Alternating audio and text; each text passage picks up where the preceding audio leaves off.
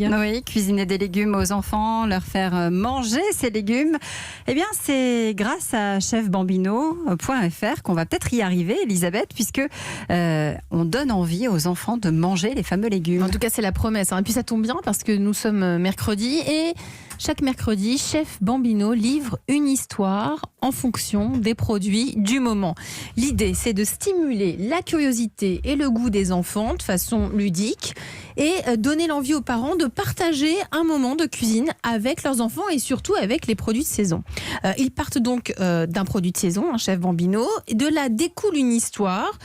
Il raconte des recettes sur les produits de saison sous la forme de dessins animés. Bonjour Stéphane Possidalo. Bonjour. Merci d'être avec nous en direct sur Europe 1. Vous êtes le cofondateur de chefbambino.fr.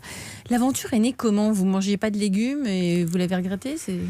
Ça, c'était moi avant, ouais, enfant, forcément. J'étais un enfant avec... Tout petit déjà ? Tout petit, les légumes, c'était forcément aussi compliqué. Non, mais j'ai rencontré dans ma vie antérieure, en tant que journaliste gastronomique, pas mal de chefs et de producteurs qui avaient la passion du produit et j'étais fasciné forcément par la manière de mettre en scène les produits dans l'assiette.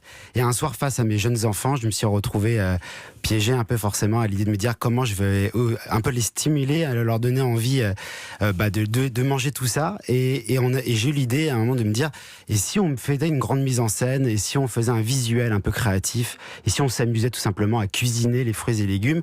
Et donc avec mon associé Clément qui est le créatif, on s'est retrouvés et on a décidé de créer une fable culinaire. Donc ça reprend en fait 3 grandes idées.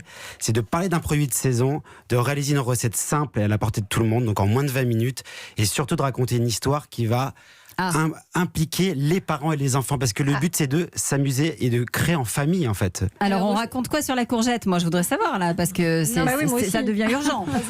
Par exemple, je vais même vous donner l'exemple là, en avant-première pour la rentrée. Qu'est-ce qu'on fait ? On va faire par exemple des haricots verts. Mais haricots verts, on va convier un personnage.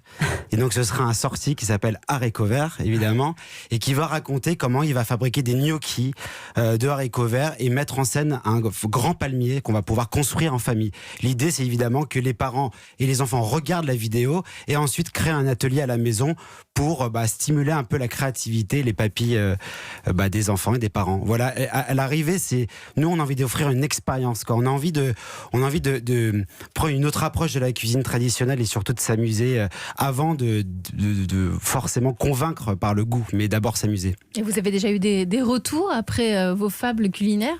Beaucoup, et en fait, évidemment, on fait des salons, on fait des événements. Déjà, on aime de voir que les parents sont de grands enfants qui ont envie de participer, de créer des idées d'ateliers à la maison.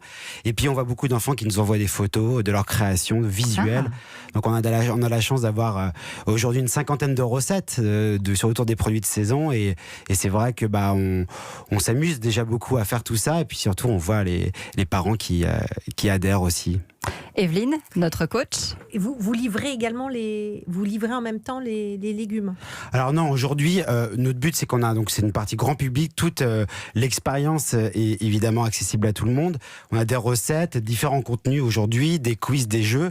Demain, on va offrir évidemment des kits d'ateliers. On va créer des ateliers parents-enfants, toujours dans l'idée intergénérationnelle, en tout cas grands-parents, évidemment, pour ceux qui ont des petits-enfants.